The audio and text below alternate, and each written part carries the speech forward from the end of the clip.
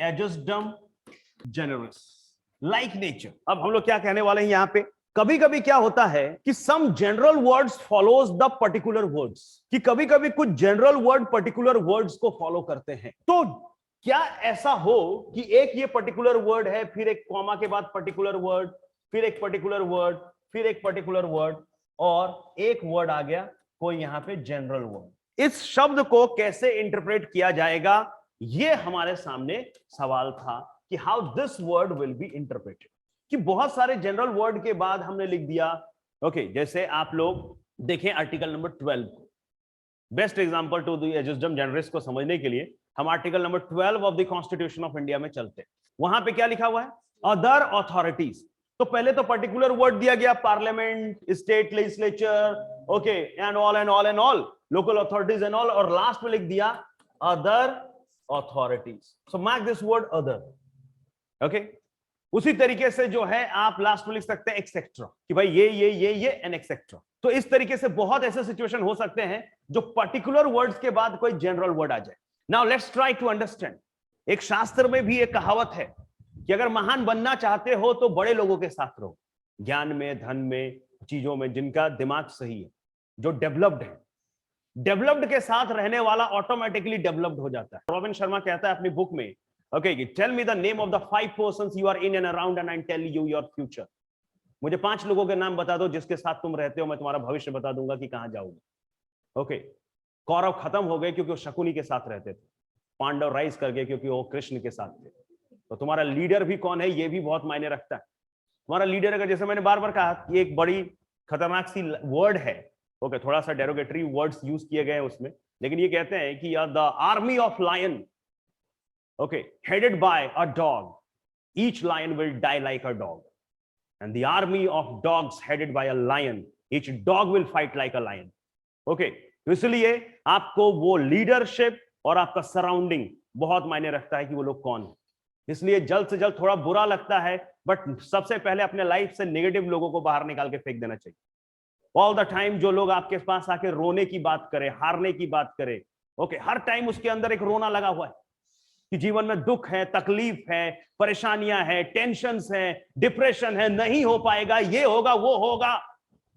Okay, अगर वो husband है तो डिवोर्स दे दो, बॉयफ्रेंड है तो ब्रेकअप करो, माता पिता है तो घर छोड़ दो, ठीक है, या उन्हें चुप करा दो या खुद चुप हो जाओ।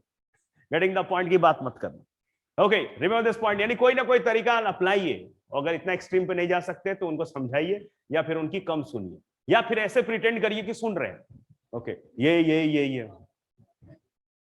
अंदर चल रहा, हाँ, समझ गए? हाँ, समझ तो गए हैं लेकिन करेंगे नहीं, ठीक है। सो सम टाइम वी प्रिटेंड, कहीं कहीं कुछ रिश्ते ब्रेक नहीं किए जा सकते, तो वहां पे प्रिटेंड करिए कि हम आप ही की बात मान रहे हैं, लेकिन उनकी बात बिल्कुल नहीं मानी। Okay, so this is very very important. और जरूरी नहीं वो रिश्ता आपका बहुत ही करीबी रिश्ता हो सकता है।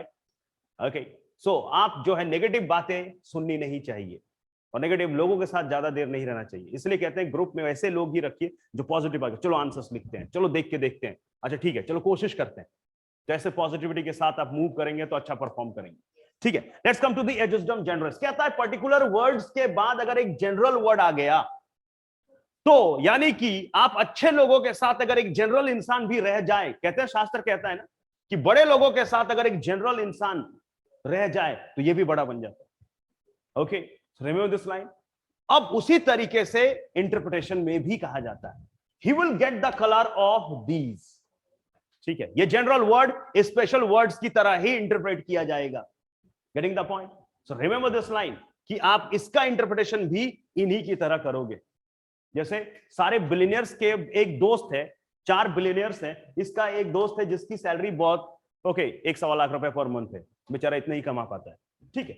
अब ये बेचारा 1.25 लाख रुपए कमाता है और ये बिलियनियर के साथ रहता है, लेकिन जब भी इनके साथ जाएगा इसे भी वैसे ही ट्रीट किया जाएगा कि हो सकता है ये भी बिलियनियर है। ये सुनो, सो रिमेंबर दिस लाइन कि इस तरीके से वर्ड्स के साथ भी होता है। Mark this line. क्या सर इंटरप्रिटेशन में भी ऐसा हो सकता है कि कोई जनरल वर्ड अगर स्पेशल वर्ड्स को फॉलो करे तो इसका इंटरप्रिटेशन भी इन्हीं के नेचर की तरह किया जाए? And this is called the ejusdem generis. But ejusdem generis की एक प्रॉब्लम है, एजुस्डम जनरस तभी अप्लाई किया जा सकता है जब ये सारे स्पेशल वर्ड्स आपस में एक क्लास बनाए, एक जीनस बनाए, एक पर्टिकुलर कैटेगरी बनाए। अगर ये ऐसा नहीं करते हैं तो फिर इसका इंटरप्रिटेशन उस कॉन्टेक्स्ट में नहीं किया जा सकता है। जैसे कि स्टार्टिंग क्लास में भी मैंने बताया था, जब मैंने इंट्रोडक्टरी क्लास दी तो वहां पे मैंने एजुस्डम जनरस को समझाते हुए समझाया आप लोगों को। एक बहुत ही हमने एक फनी एग्जांपल उठाया था, एक मजाक का एग्जांपल उठाया था कि भाई एक इंसान कहता है कि मैं बर्फ लेके आ गया हूं, आइस मेरे पास है, सोडा लेके आ गया हूं, चखना लेके आ गया हूं, ये लेकर, अदर्स तुम ले आओ, ठीक है, ग्लासेस लेके आ गया हूं। Getting the point? अब समझने की कोशिश करना। अदर्स और etcetera general word, special word डाला, ice cubes, glasses, soda, cranberry, चखना एंड ऑल।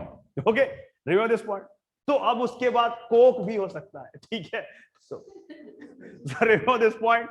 अब अदर्स एक जनरल वर्ड है, इसका इंटरप्रिटेशन क्या करोगे? क्या इन्हीं कॉन्टेक्स्ट में इसको इंटरप्रेट किया जाए या फिर इसका इंटरप्रिटेशन एक डिफरेंट कॉन्टेक्स्ट में किया जाए? इसी कॉन्टेक्स्ट में इसका इंटरप्रिटेशन किया जाएगा। क्यों? क्योंकि ये एक क्लास बना रहे हैं, ये एक जीनस बना रहे हैं, ये एक कैटेगरी बना रहे हैं। यस और no? So that's why this is the point. लेकिन अगर चेंज कर दूं मैं इधर ऊपर वाले लाइन कि तुम ग्लास, मैं ग्लास लेके आ गया हूं, मैं हेयर लेके आ गया हूं, मैं पेंसिल लेके आ गया हूं, और मैं आयरन रॉड लेके आ गया हूं, और रबर मेरे पास है, और एक आंसर शीट मेरे पास है, तुम अदर्स लेके आ जाओ। So now what is the meaning of the word others अगर मैंने उसका जीनस चेंज कर दिया? Now it is not a class, it is not a particular genus और the category. What will happen? Can you interpret the other words in the similar manner? No. Similar manner तब interpretation होगा जब वो genus हो, जब वो class बनाए। अगर वो क्लास नहीं है, जीनस नहीं है, कैटेगरी एक पर्टिकुलर कैटेगरी नहीं है, तो आप एजुस्डम जनरस नहीं लगा पाओगे। ओके, और यही कहा गया था आर्टिकल नंबर 12 के लिए कि आर्टिकल नंबर 12 में अदर अथॉरिटीज में एजुस्डम जनरस नहीं लगेगा। तो किसी ने कहा क्यों नहीं लगेगा? बोला सर इसके पहले जितने वर्ड्स यूज किए गए हैं आर्टिकल नंबर 12 में अदर अथॉरिटीज से पहले, वो एक क्लास नहीं बनाते हैं, वो अलग अलग बातें हैं।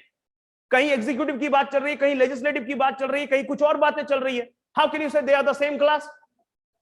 Can you say article number 12 में अदर अथॉरिटीज लिखने से पहले जितने भी वर्ड्स लिखे गए हैं, क्या वो एक पर्टिकुलर क्लास बनाते हैं? वर्ड्स क्या है? Okay, parliament of India, state legislature, फिर आप एग्जीक्यूटिव में ले जाता है government of India, government of the states and all, local authorities, ये सब शब्द लिखे, उसके बाद आपने अदर अथॉरिटीज लिख दिया।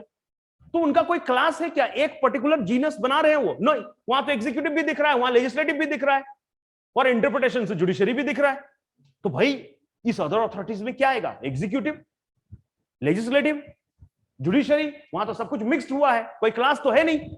अच्छा, मान लो आर्टिकल नंबर 12 में एजुस्डम जनरस लगाया जा सकता था।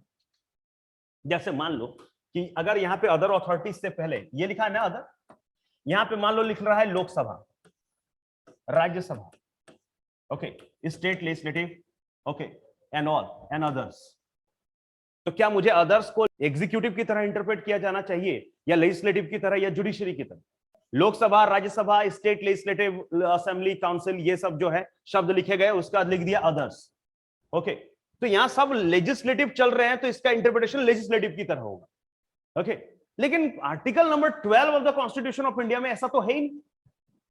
क्या वहां पे सब कुछ एक कैटेगरी का है? अदर अथॉरिटीज से आने से पहले can I say everything is of the same category? The answer is no. Somewhere it is talking about the union executive, somewhere it is talking about the state executive. दूसरा point बता रहा है legislative of the union, legislative of the state, then the local authorities, और अचानक लेके आते हैं other authorities. अब कर लो इंटरप्रिटेशन। क्या वो उसके पहले वाले वर्ड्स क्लास और कैटेगरी और जीनस बना पाते हैं? Answer is no. So can we apply ejusdem generis? Answer is no. Ejusdem generis तभी अप्लाई किया जा सकता है जब वो एक क्लास बनाए, जब वो एक कैटेगरी बनाए, जब वो एक जीनस बनाए। So it is not the every case where you will apply ejusdem generis. Ejusdem generis जो है हर केस में अप्लाई नहीं किया जा सकता।